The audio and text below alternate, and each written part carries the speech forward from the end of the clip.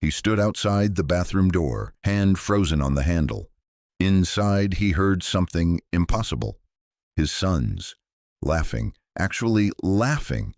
Marcus Chen hadn't heard that sound in 8 months, not since the accident, not since his wife died and his twin boys became strangers he didn't recognize. He pressed his ear closer to the door, water running, a woman's voice soft, singing something, and beneath it all, joy, real joy. His throat tightened, because whoever was in that bathroom with his sons had done in 3 weeks what $37,000 worth of therapists couldn't do in 8 months. She'd given them back their childhood. Marcus Chen built his fortune the hard way. Started with nothing. Immigrant parents who worked 3 jobs between them, slept on a friend's couch while coding his first app. 10 years later, he sold that app for $200 million, built 3 more companies after that. Forbes called him a visionary. Wall Street called him unstoppable. But none of that mattered the night a drunk driver ran a red light and turned his perfect life into ashes. His wife, Jennifer, died instantly. The impact crushed the driver's side of their SUV like paper. The twins, Aiden and Ethan, 5 years old, sat in the back seat and watched their mother die. They survived without a scratch on their bodies. But something inside them shattered that night. Something Marcus didn't know how to fix. The boys came home from the hospital silent. Not the peaceful kind of silent, the empty kind. They didn't cry at the funeral, didn't speak, just stared at nothing with eyes that looked decades older than 5. Then the violence started. 2 weeks after Jennifer's death, Aiden threw a plate at the wall during dinner. It exploded into 1,000 pieces. Marcus tried to calm him. Aiden screamed, a sound that didn't belong to a child, raw and animal. Ethan joined in, both boys screaming, throwing whatever they could reach, kicking, biting when Marcus tried to hold them. The pediatrician said it was normal. Grief manifests differently in children. Give them time, give them space, give them therapy. Marcus gave them everything except what they actually needed, himself. Section 2. The surveillance system. The cameras went up after the 4th nanny quit. Marcus hired the best security company in the city. Cameras in every room except the bathrooms and bedrooms. Motion sensors in the hallways. Live feed directly to his phone and laptop. State-of-the-art monitoring that cost more than most people made in a year. He told himself it was about safety, about accountability, about making sure the next caregiver didn't hurt his sons. But the truth lived deeper in places Marcus didn't want to look. He was terrified. Terrified that everyone who came near his sons would leave. Terrified that his boys were too broken to save. Terrified that he was failing them in ways that money couldn't fix. The nannies came and went like seasons. Nanny number 1. Credentials from Stanford, 15 years of experience with traumatized children, lasted 9 days. Aiden bit her so hard she needed stitches. She threatened to sue. Nanny number 2, gentle, patient, highly recommended by 3 different families, lasted 6 days. The twins locked her in the closet for 4 hours while Marcus was at work. She left without collecting her final paycheck. Nanny number 3 through 7, various degrees of disaster, screaming matches, broken furniture. One woman quit over text message at 2 in the morning. Your children need professional psychiatric help. I cannot and will not return. Nanny number 8, Dr. Rebecca Morrison, child psychologist with a specialty in trauma. Marcus paid her double the standard rate. She implemented behavioral modification protocols, reward charts, strict routines.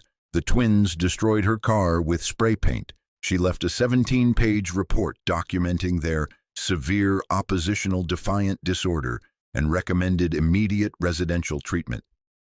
Institutionalization. His 5-year-old sons. Marcus read that report at 3 in the morning, sitting in his empty kitchen, and something inside him broke. These were specialists, experts, people with degrees and decades of experience, and every single one of them looked at his sons and decided they were beyond help. The cameras captured everything. Marcus watched the footage obsessively, rewound moments where his sons' faces twisted with rage, paused on frames where they looked small and scared and so deeply sad it hurt to breathe. He was searching for something, some clue, some answer to the question that kept him awake every night. How do I save my children? Section 3. The humble caregiver arrives. Rosa Delgado wasn't supposed to be a nanny. She was hired to clean. That's it. 3 times a week, 6 hours each time. Basic housekeeping. The agency said she was reliable, thorough, didn't speak much English, but understood enough to follow instructions. 42 years old, single mother, worked 2 other cleaning jobs, took night classes at the community college, lived in a 4th-floor walk-up in a neighborhood Marcus had never visited. Her first day, Marcus met her at the door, gave her the standard speech he'd given 8 times before. His sons were difficult, traumatized, prone to violent outbursts. She was to clean, avoid engaging with them if possible, call him immediately if there were any problems. Rosa listened with dark eyes that seemed to see straight through his careful defenses. When he finished, she nodded once. "Los niños," she said softly, "they need love more than rules." Marcus didn't know what to say to that, didn't know how to explain that love wasn't enough, that he loved his sons desperately, and it hadn't made any difference. He left her with the house keys and drove to his office, pulled up the security feed on his laptop before his first meeting even started. The twins were in the playroom when Rosa found them. They'd barricaded themselves behind overturned furniture, toys scattered like landmines. A deliberate mess, a test. Rosa walked in carrying her cleaning supplies, looked at the destruction, looked at the 2 small faces peering at her from behind the couch, waiting for her reaction. She didn't yell, didn't sigh dramatically, didn't pull out her phone to call their father. She set down her supplies, walked to the center of the room and began singing, quietly, a Spanish lullaby, the kind grandmothers sing, warm and unhurried. Marcus watched through his laptop screen, confused. What was she doing? Rosa picked up one toy, set it gently on the shelf, picked up another, still singing, moving slowly, peacefully, like she had all the time in the world. Aiden emerged from behind the couch first, watching her, suspicious. She didn't look at him, just kept cleaning, kept singing. Ethan followed his brother, both boys standing now, uncertain. Rosa picked up a stuffed elephant, held it carefully, brushed dust off its worn fabric, set it on the shelf next to the other toys. Then something happened that made Marcus lean closer to his screen. Ethan walked over to Rosa, picked up a toy car, handed it to her. She took it with a smile. "Gracias, niño." Aiden watched his brother. His face went through a series of expressions. Anger, confusion, something that looked almost like hope. He picked up a block, walked it over to Rosa, didn't hand it to her, just set it on the shelf himself.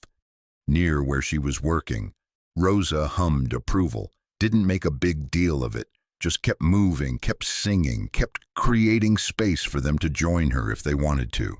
By the end of her first day, the playroom was clean, not because Rosa forced it, because 2 small boys had decided, for reasons they couldn't name, to help her. That night, Marcus watched the footage 3 times, trying to understand what he'd witnessed. Section 4, the breaking of protocol. Rosa came back 2 days later. Marcus gave her a longer list this time: laundry, kitchen, bathrooms. He reminded her, minimal interaction with the boys. He had protocols for a reason. Rosa nodded, said nothing. Marcus left for work, opened his laptop during his morning meeting, The feed showed Rosa in the kitchen, washing dishes, humming that same gentle melody. The twins appeared in the doorway. They'd been doing this lately, hovering, watching whoever was in the house, testing. Rosa turned, saw them, smiled. "Buenos dias." They didn't respond, just stood there. She opened the refrigerator, pulled out eggs, milk, bread, started cooking breakfast. This wasn't part of her job. Marcus felt irritation flicker. He was paying her to clean, not to feed his children. That's what the meal service was for. But he didn't call. He watched. Rosa made scrambled eggs. Simple. Nothing fancy. Set 2 plates at the kitchen table. Poured 2 glasses of orange juice. Then she sat down with her own plate. Started eating. Didn't invite the boys. Didn't pressure them. Just ate peacefully, still humming between bites. Aiden moved first. Walked to the table. Climbed into a chair. Stared at the food like it might attack him. Ethan followed. They sat. The 3 of them. Rosa and 2 traumatized boys who hadn't eaten a meal at a table in weeks, who threw food, refused to eat, turned every dinner into a battle.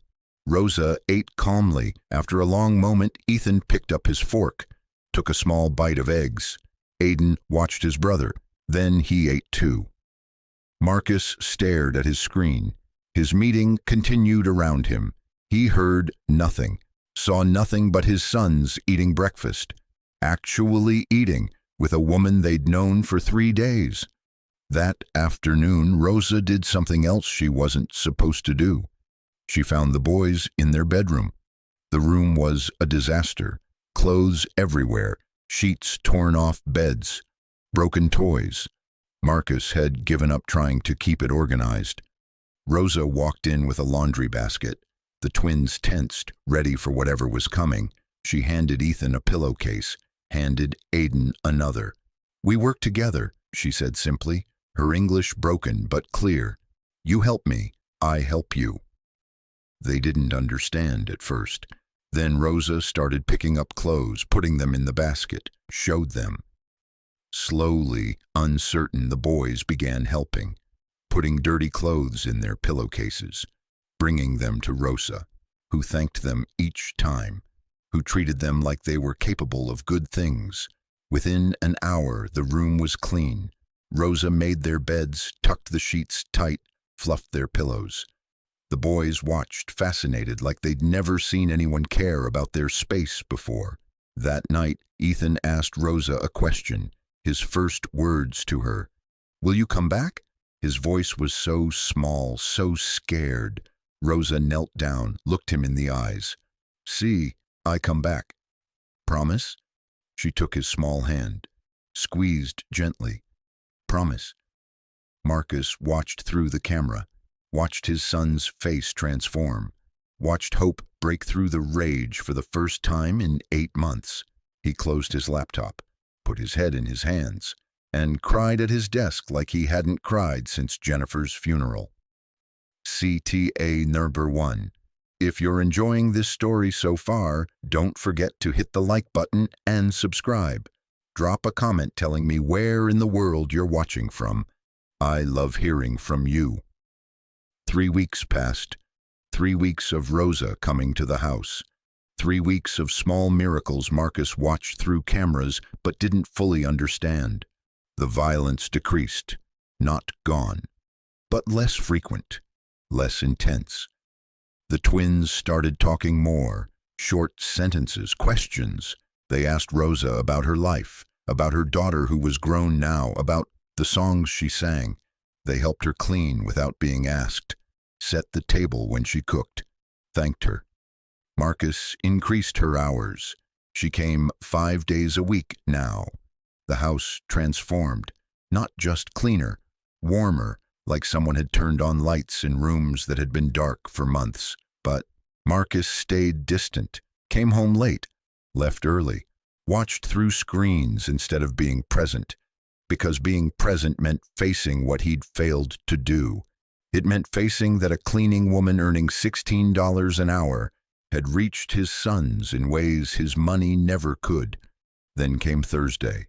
Marcus's afternoon presentation was canceled. A tech glitch. The client wanted to reschedule. For the first time in months, he had nowhere to be at 3 in the afternoon. He sat in his car outside his office building, thought about going home early, dismissed the idea immediately. What was the point?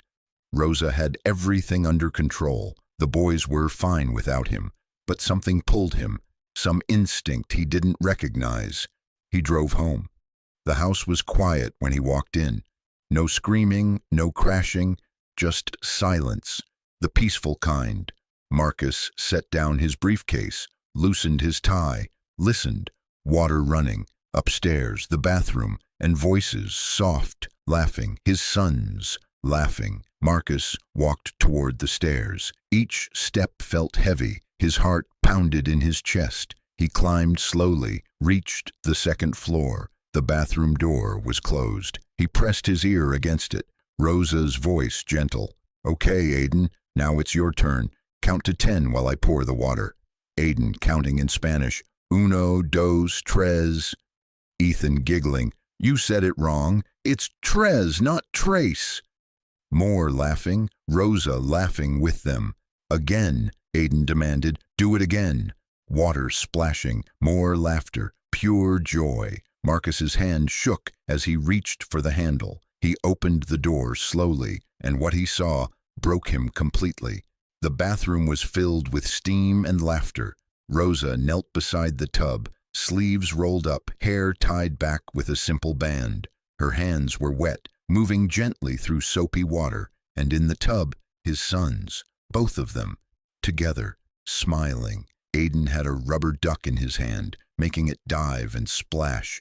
Ethan was covered in bubbles, giggling as Rosa pretended the washcloth was a sea monster chasing him. "I'm going to get you," she said in her accented English, making the washcloth swim through the water. Ethan squealed, actually squealed with delight, tried to hide behind his brother. "Save me, Aiden." Aiden held up his duck like a shield. "I protect you." They were playing, his sons who hadn't played in 8 months, who screamed during bath time, who fought being touched, who made every moment of care a war. They were playing. Marcus's vision blurred, his knees went weak. He grabbed the doorframe to steady himself. Rosa looked up, saw him. Her eyes went wide, but she didn't startle, didn't jump up defensively, just held his gaze with quiet understanding. The boys followed her look, turned, saw their father standing there. The laughter stopped. Aiden's face closed immediately, walls slamming back into place. Ethan shrank down in the water like he wanted to disappear. Marcus's throat tightened, even now, even after 8 months. His own sons were afraid of him. "Mr. Chen," Rosa said softly, "you're home early." He couldn't speak, couldn't move, just stood there with tears running down his face, watching his sons watch him with eyes that didn't trust him anymore. "We're almost finished," Rosa continued gently. She turned back to the boys. "Right, niños? 1 more minute, then we get you dry and warm." Ethan whispered something to her, too quiet for Marcus to hear. Rosa nodded. He can stay if he wants. It's his house. But the magic was broken. The joy had evaporated the moment Marcus appeared. He stepped back. I'll be downstairs." He turned and walked away. Made it to his bedroom before his legs gave out. Sat on the edge of his bed, hands shaking, and let himself feel everything he'd been avoiding for months. His sons were healing, without him, because of a woman who made $16 an hour and sang Spanish lullabies while she cleaned. A woman who'd done in 3 weeks what Marcus couldn't do in 8 months. That night, Marcus couldn't eat, couldn't work, couldn't think about anything except what he'd seen. Rosa had fed the boys dinner. He watched through the cameras. They ate everything, talked about their day. Aiden told a story about a bird they'd seen in the garden. Ethan showed Rosa a drawing he'd made. Normal. They looked almost normal. After dinner, Rosa brought them to the living room, read them a story. Both boys curled up on either side of her on the couch, Ethan's head resting against her shoulder, Aiden's hand holding the edge of her shirt. They looked safe, content, loved. Marcus watched from his office doorway, close enough to see them, far enough away that they wouldn't notice him. When the story ended, Rosa stood up. Time for bed. The boys didn't fight, just took her hands and walked upstairs with her.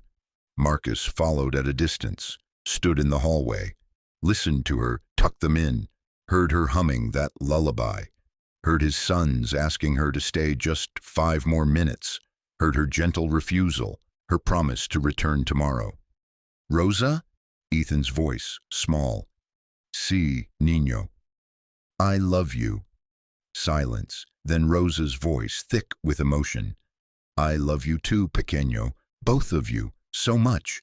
Marcus pressed his hand against the wall, steadied himself. His son had said those words, words he hadn't said in 8 months, words Marcus had been desperate to hear. But he'd said them to her.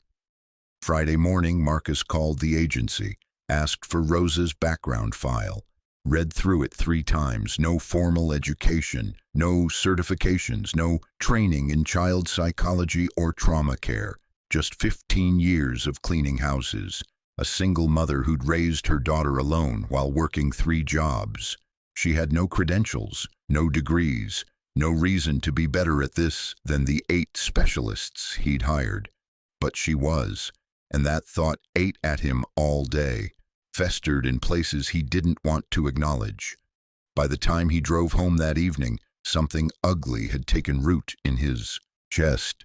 Jealousy disguised as concern. He found Rosa in the kitchen. The boys were upstairs playing quietly, actually playing, not destroying things, just playing. "Rosa, we need to talk." She turned from the dishes, dried her hands on a towel. "See, Mr. Chen, I've been watching the cameras." Her face didn't change. "I know. You're overstepping. You were hired to clean, not to parent my children." Rosa was quiet for a moment. Then she spoke carefully. "The boys, they need—" "I know what they need," Marcus cut her off, his voice sharper than he intended. "They need professional help, structure, boundaries, not someone playing house with them." "I don't play house." Rosa's voice stayed calm, but something hardened in her eyes. "I give them what they ask for, love, presence, someone who doesn't leave." "You're not their mother." The words landed like a slap. Rosa flinched, but she held his gaze. "No," she said quietly. "I'm not. Their mother is dead. And their father—" She paused. "Their father what?" "Their father watches them through cameras instead of sitting with them." The truth cut deep. Marcus felt anger surge through him, hot and defensive. "You're fired!" Rosa's eyes widened. "Mr. Chen!" "Pack your things. I'll send your final check." "Please." Her voice cracked. The boys will be fine. I'll find someone qualified, someone with actual training." Rosa stood very still. Tears gathered in her eyes but didn't fall. She nodded once, took off her apron, folded it carefully, set it on the counter. Then she walked to the stairs, called up softly, "Aiden, Ethan, come say goodbye." "No." Marcus stepped forward. "Just leave. I'll tell them." Rosa looked at him with something that might have been pity. "You break their trust again. They will not forgive you twice." But she walked to the door anyway. The boys appeared at the top of the stairs, saw Rosa leaving, saw their father standing there with his jaw set. "Rosa," Aiden's voice broke, "where are you going?" She turned, tears streaming now. "I have to go, Nino, I'm sorry." "No." Ethan ran down the stairs, grabbed her hand. You promised you'd come back. Your father, he decides—" "Dad?" Aiden looked at Marcus, really looked at him. "What did you do?" Marcus opened his mouth. Nothing came out. Rosa knelt down, hugged both boys tight, whispered something in Spanish, kissed their foreheads. Then she stood up and walked out the door. It closed behind her with a soft click. The silence that followed felt like death. Ethan turned to his father, his small face twisted with rage and grief. "I hate you." Then both boys ran upstairs. A door slammed, and the house that had been filled with laughter that morning became a tomb again. Marcus stood alone in his foyer and realized with crushing clarity what he'd just destroyed. The screaming started that night. Ethan first. That animal sound Marcus hadn't heard in weeks. Then Aiden joined, both boys in their room, destroying everything they could reach. Marcus tried to go in. They threw things at him, told him to leave, told him they hated him. He stood outside their door until 3 in the morning, listening to his sons grieve, again, because of him, again. By morning, the house was silent. The boys wouldn't come out, wouldn't eat, wouldn't speak to him. Marcus called the agency. "I need someone, today." They sent someone, a woman with credentials. She lasted 4 hours before the boys locked her in the bathroom. He tried again, and again, each person lasting less time than the last. 3 days passed. His sons stopped eating entirely, stopped talking, just sat in their room, staring at nothing. On the 4th morning, Marcus found a drawing under Aiden's bed, a picture of 3 people, 2 small boys, one woman with dark hair, all of them smiling, Rosa's name written in careful letters at the bottom. Marcus held that picture and finally understood what he'd done. He hadn't protected his sons. He'd destroyed the only person who'd made them feel safe, and now he had to find a way to bring her back. Marcus found Rosa's address in the agency file. 4th floor walk-up in a neighborhood where his Mercedes looked obscene parked on the street. He climbed the stairs. Each step felt heavier than the last. Reached apartment 4C, knocked. A young woman answered, mid-20s, Rosa's daughter. Her eyes went hard the moment she recognized him. "What do you want?" "I need to speak with Rosa." "She doesn't want to see you. Please, it's about the boys." "The boys you used to hurt her?" The daughter's voice cut like glass. "She came home crying. Told me she failed them. You made her think she failed." Marcus's throat tightened. "I was wrong. I need to tell her." "No." The daughter started closing the door. "You don't get to do this. You don't get to break her and then come here asking for forgiveness." The door slammed in his face. Marcus stood in that hallway for a long moment. Then he sat down on the floor outside her door, pulled out his phone, texted Rosa directly, "I'm outside your door. I'll wait as long as it takes." No response. He waited 2 hours, texted again. "The boys won't eat, won't speak. They drew pictures of you. They're breaking again, and it's my fault." Nothing.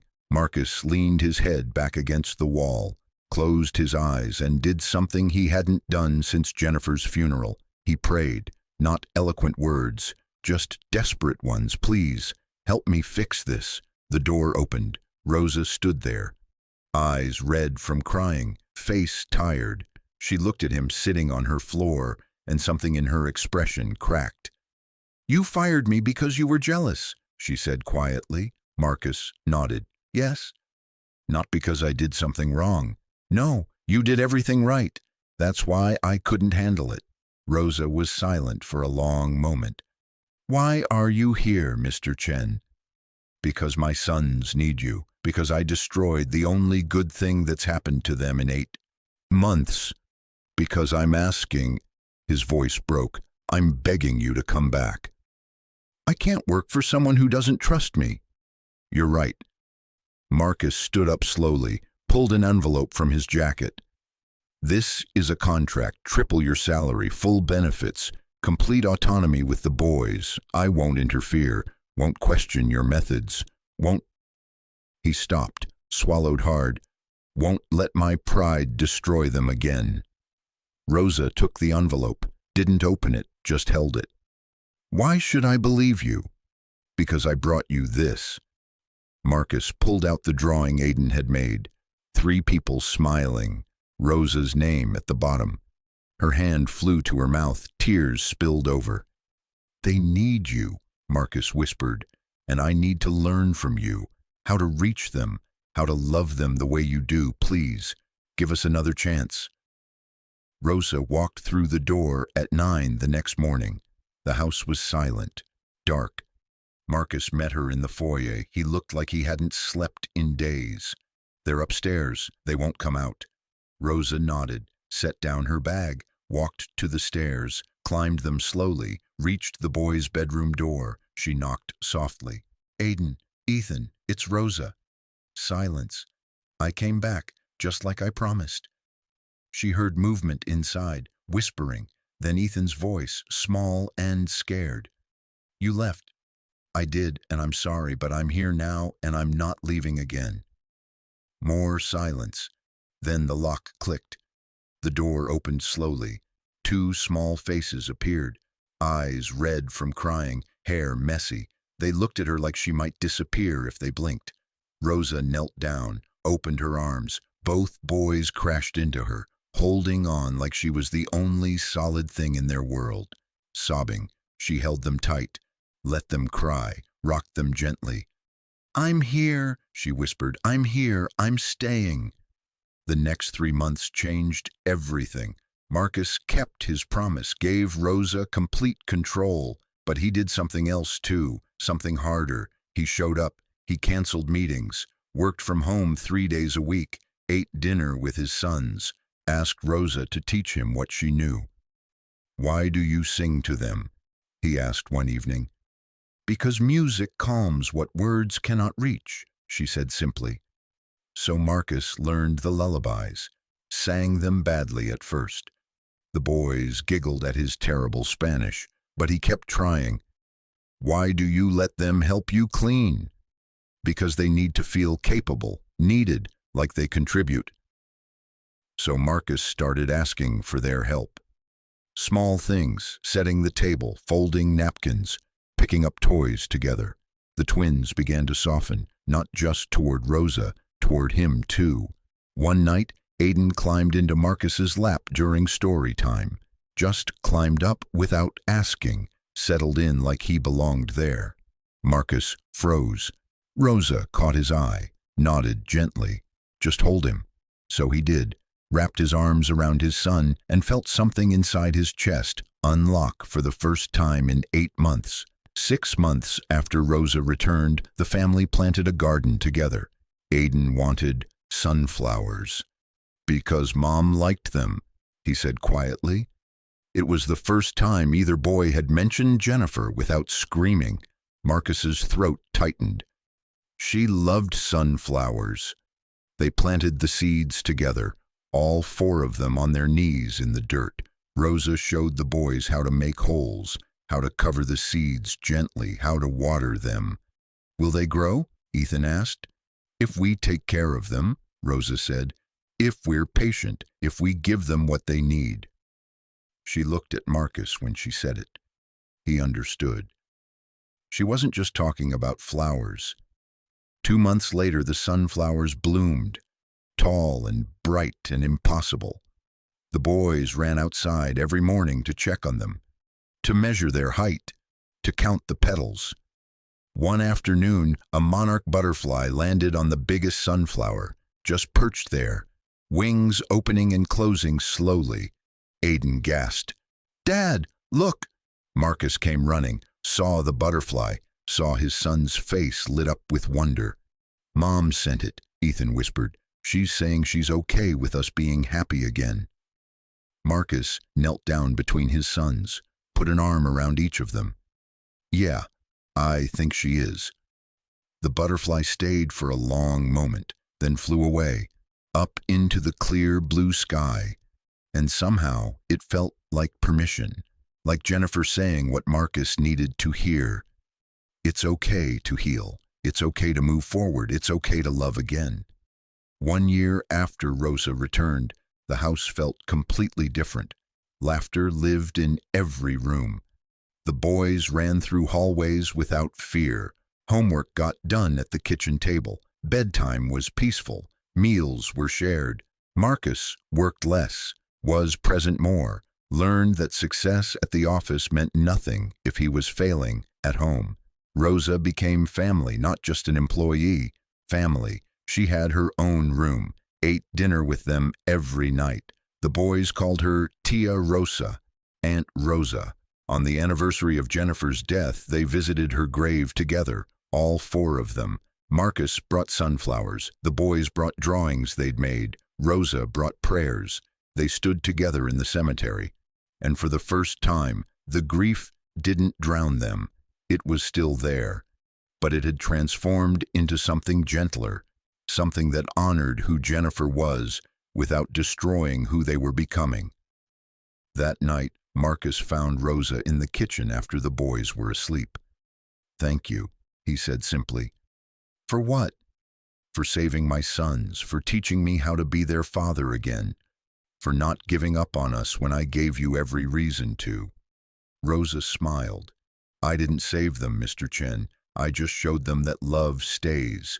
Even when it's hard, even when it hurts, love stays." Marcus nodded. "Marcus, please, just Marcus." She squeezed his shoulder gently. "Okay, Marcus."